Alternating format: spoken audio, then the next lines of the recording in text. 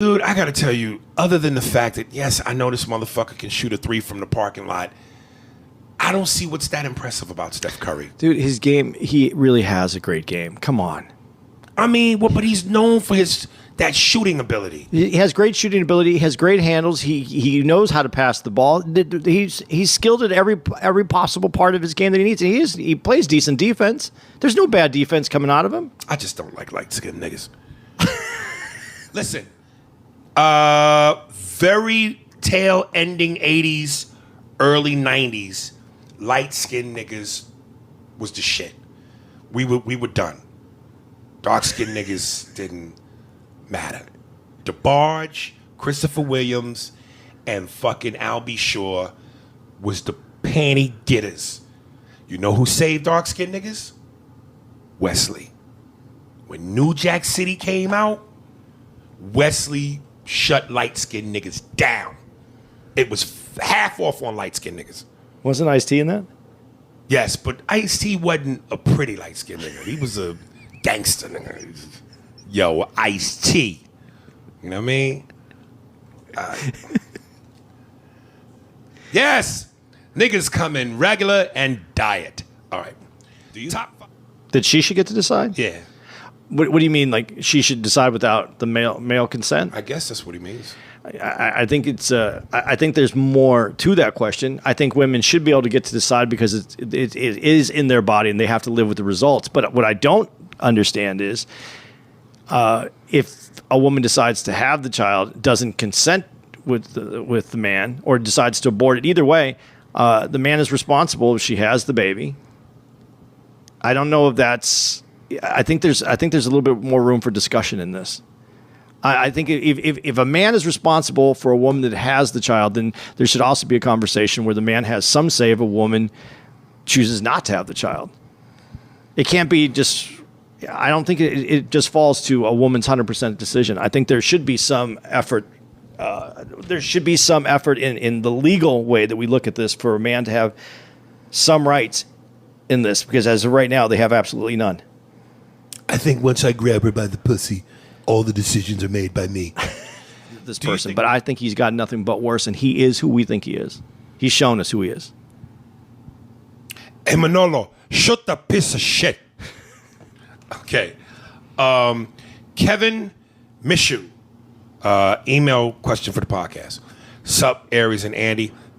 First of big supporter of the podcast.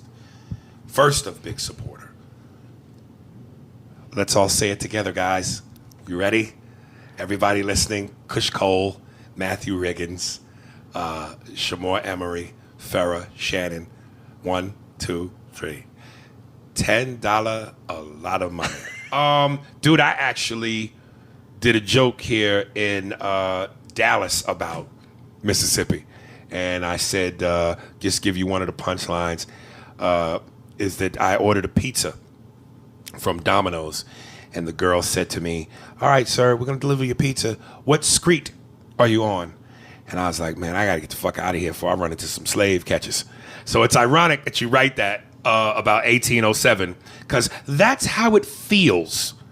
The thing about Eddie, and this is, again, when you do impressions and you really study the detail, I love watching Eddie on Inside the Actor Studio, because the animated Eddie you see in the movies, Eddie Murphy, hey, Jack, all that shit, that's movie. But when Eddie does interviews, Eddie, his voice, he don't project. He's just real. I remember I was, and everything is real here, and my brother Charlie Murphy. And when he laughs, his laugh ain't, it's really, that's how Eddie really laughs. Listen, these guys are not just cops, all right? They're super cops. And the only thing missing on these guys right now is capes. Look, you're getting more and more like me every day. Next thing you have afros and big dicks. The macaroni and cheese was a callback too. Yeah. Okay. They got it. All right. I hope they got it. All right. Well, let me know you get it, nigga. Okay. All right. Catch the ball when I throw it to you. The fucking Last Dance. I love that moment when Mike said that to him. Catch the ball when I throw it to you. love that shit. I like how mad he was. Though. Yes, the intensity in his fucking face. Fuck you waiting on, Hart? Shit, if you commit to defense, come to you. Bitch, ho, shoot that layup. Woo, woo. How you fuck that play up, you fathead motherfucker? Damn. I wish somebody could send me just a collage of all that. Just the outtakes of him just talking shit. I don't have to do this, but play the game this way. If you don't want to play the game that way, then don't play the game. Break.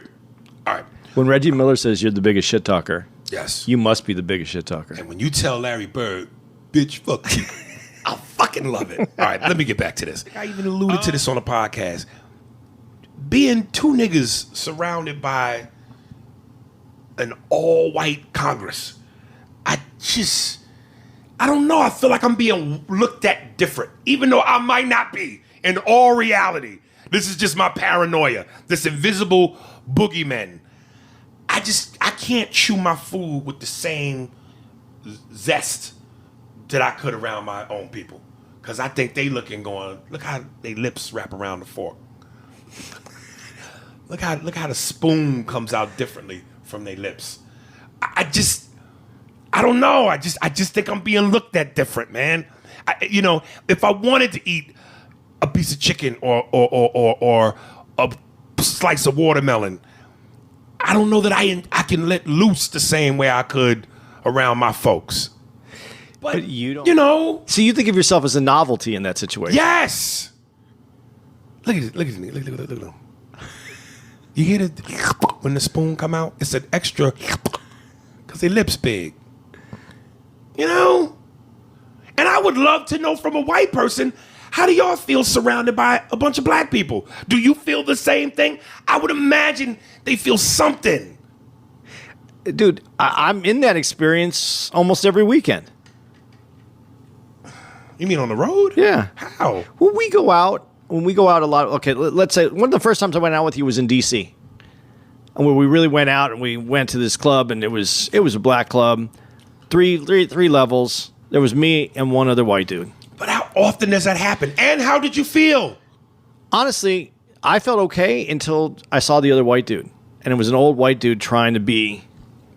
He was hanging out in the slave quarters. He's looking for something. Them old motherfuckers are there for a reason. He's looking for black flesh. And he made me uncomfortable. Yeah, well, you should have said, get the fuck out of here. There's only one of us allowed. Do I look like this in this group? The only time black people are going to be looking at you in a situation like that is when it's time to dance. Because that means it's time for us to laugh. Look at these hunkies. They just can't grasp rhythm. That's it. Otherwise, we don't give a fuck about y'all. Yeah, Mel Gibson, when I first heard him say it, but Mel Gibson didn't save anybody. He went after every Right. Yeah. Right. He dropped all the bombs. All of them. C word, the N word, the F word. I hadn't heard sugar tits in a long time, and he threw it out there.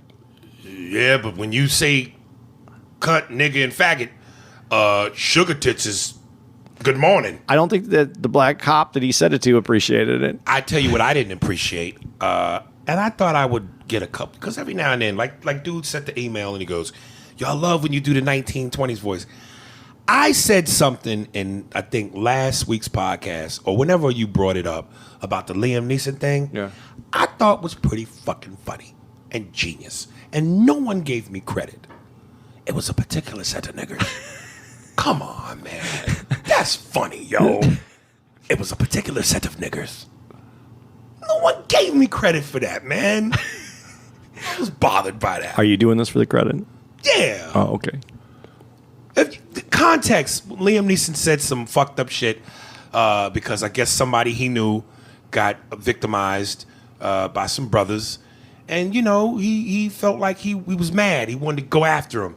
So I thought his Taken character was, he was just basically saying, I want to go after these black dudes. Instead of, particular set of skills, it was a particular set of niggers.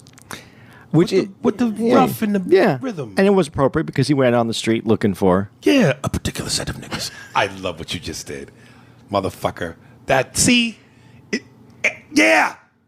And the alley-oop to Shaq from Kobe downtown. Aries, you have the wit to have a discussion with Miss Owens, and you can break her down comedically. I doubt she can go toe-to-toe with you, my nigga, and your points are valid. Let me stop real quick. I don't know, dog. I really don't. This bitch uses a lot of words and she has a lot of statistics, though. a lot of stats that will fucking throw me off, and then I'll just end up calling her a bitch, telling her to suck my dick. Go all Dave on her and kick her in the pussy. Kick her in the pussy. Where? Sorry for the long email, but the nigga with the slave name has spoken. Much love to you both. And lastly, this has been bullshit. This year has been bullshit. Yeah, and Ram Foots, don't let the white man catch you writing, or else you in trouble, nigga. You know you ain't supposed to be writing. I was when we did Dallas. This black dude, tight shirt, shorts. He had on moccasins with no socks. And you know, I know there are brothers that do it. He was an example. But culturally, niggas don't wear shoes with no socks. Now, sandals is a little bit different because a sandal with a certain kind of pants can, you know, bring to life the outfit. But really, niggas don't wear shoes with no socks. We sock people. That's really a white thing. So at one point, you know, I said to the brother, I said, hey, man, how old are you? He said, nigga, I'm same age as you, maybe a little bit older. I'm old enough to be your daddy. I said, nigga, you couldn't be my daddy because my daddy ain't a nigga that would wear shoes with no socks. So I would just take 5 minutes of your, write out what you think is 5 minutes and go to an open mic anywhere that you can find one. Don't bring your friends. This is what I tell people all the time. Don't bring your friends. Mm-hmm. Have your moment to go up there, do it, and see how it feels. And laughter is secondary. How you feel when you're on that stage and when you get off that stage. Even when I think getting off is almost as important how you feel afterwards. Because if you do great, you're going to love it. But you know you really want to do it when you don't even do great, and you can't wait to get back up there when you feel that kind of passion. But if you don't do great after about 3 times, get the fuck out. Because you're taking up space in the hot tub, nigga. Great is subjective, though. If you feel you're doing good and you have something to say and people are enjoying you. But laughs matter, nigga. If you feel good all you want, but if your shit stank, fuck up out the hot tub, nigga. You taking a place where a bitch can come in. But yeah, definitely. I think everybody should try it. If you have it in you to give it a try. But honestly, that's why I say comedy, and I'm not disrespecting what we do for a living, but comedy is kind of, to me, like the cable installers of the building industry. Like anybody with a small bag of tools can give it a shot.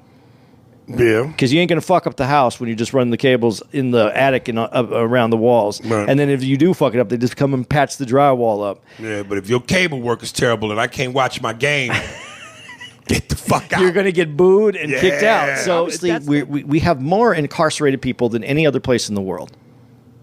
If we don't think that that's a problem, I think not thinking it is a problem. Some of them niggas need to be locked up, though. P.S. Who are you hiring as a bodyguard to walk down that dark alley full of goons? Tony, Jax, Heisenberg, or Ghost? I'd pick Ghost. I'm going with Jax, dude. Because Ghost's going to have a gun on him. So it could be a shootout. And in a shootout, anybody could get got. It's just who get got first. But if it come to hands, Jax is just that white boy that, you know, don't give a fuck about losing teeth. Eisenberg can't fight. He's just a chemist. Now, is he going to make some device to fuck up the situation? I guess, but I ain't putting my money in that. And Tony can fight too, but because of the fat factor, I worry about stamina. But you know he keep a gun on him too. But to answer your question, I'm going with Jax. Well, what was 50?